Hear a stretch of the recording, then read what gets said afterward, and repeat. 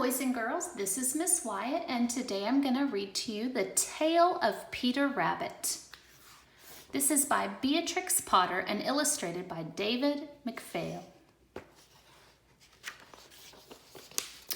Here is our little Peter Rabbit. Once upon a time, there were 4 little rabbits, and their names were Flopsy, Mopsy, Cottontail, and Peter. They lived with their mother in a sandbox underneath the root of a very big fir tree.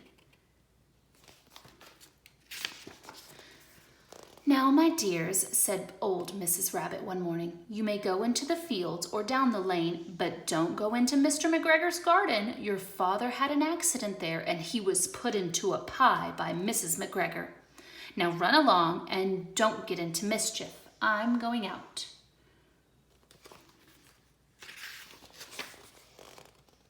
Then old Mrs. Rabbit took a basket and her umbrella and went through the woods to the baker's. She bought a loaf of brown bread and 5 currant buns.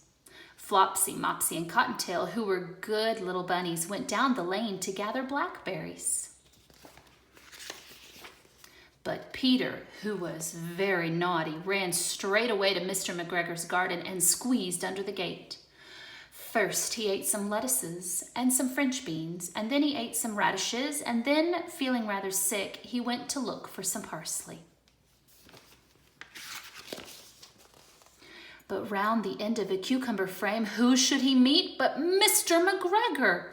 Mr. McGregor was on his hands and knees planting out young cabbages, but he jumped up and ran after Peter, waving a rake and calling out, "Stop, thief!"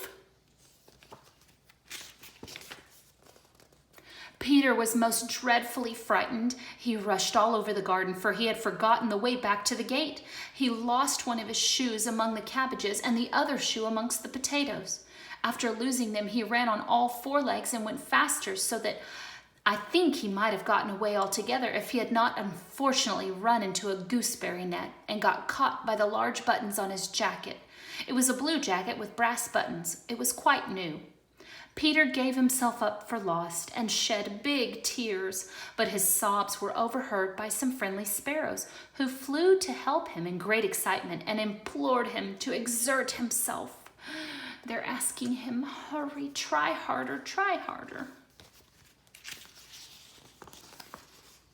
Mr. McGregor came up with a sieve, which he intended to pop upon the top of Peter, but Peter wriggled out just in time, leaving his jacket behind him, and he rushed into the tool shed and jumped into a can. It would have been a beautiful thing to hide in if it had not had so much water in it. Mr. McGregor was quite sure that Peter was somewhere in the tool shed, perhaps hidden underneath a flower pot, so he began turning them over carefully, looking under each.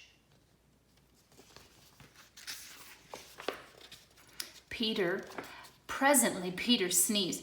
"Ka-choo!" Mr. McGregor was after him in no time and tried to put his foot upon Peter, who jumped out of a window, upsetting 3 plants. The window was too small for Mr. McGregor, and he was tired of running after Peter, so he went back to his work. Peter sat down to rest. He was out of breath and trembling with fright, and he had not the least idea which way to go. Also, he was very damp with sitting in the can. After a time, he began to wander about, going lippity-lippity, not very fast, and looking all around. So now he's lost his shoes and his jacket, and he's wet, and he's tired. He found a door in a wall, but it was locked, and there was no room for a fat little rabbit to squeeze underneath. An old mouse was running in and out over a stone doorstep, carrying peas and beans to her family in the wood. Peter asked her the way to the gate, but she had such a large pea in her mouth that she could not answer. She only shook her head at him. Peter began to cry.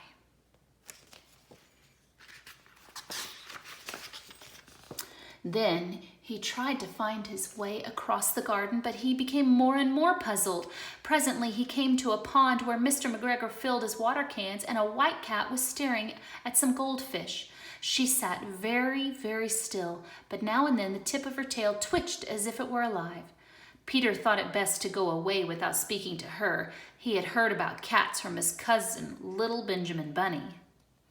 I think cats might like to eat bunnies. I don't know. He went back towards the tool shed, but suddenly, quite close to him, he heard the noise of a hoe. Scritch, scratch, scratch, scritch. Peter scuttered underneath the bushes. But presently, as nothing happened, he came out and climbed upon a wheelbarrow and peeped over. The first thing he saw was Mr. McGregor hoeing onions. His back was turned towards Peter, and beyond him was the gate. He sees it now. Peter got down very quietly off the wheelbarrow and started running as fast as he could go along a straight walk behind some black currant bushes. Mr. McGregor caught sight of him at the corner, but Peter did not care. He slipped underneath the gate and was safe at last in the wood outside the garden. Mr. McGregor hung up the little jacket and the shoes for a scarecrow to frighten the blackbirds. Peter never stopped running or looking behind him until he got home to the big fir tree. He was so tired that he flopped down upon a nice soft sand on the floor of the rabbit hole, and he shut his eyes.